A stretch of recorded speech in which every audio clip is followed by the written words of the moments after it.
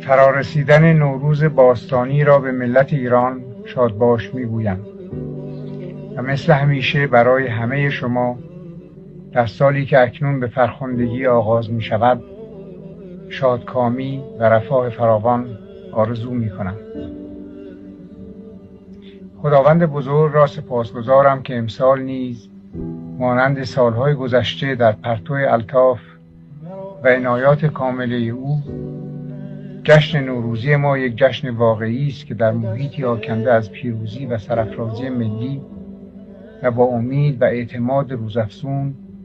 و آینده‌ای درخشان برگزار می شود. فروغ زندگی بخش خورشید نوروزی که تا چند ساعت دیگر در افق کشور ما سر برخواهد زد مظهر گویا از آینده‌ای است که به خواست پروردگار در انتظار ماست.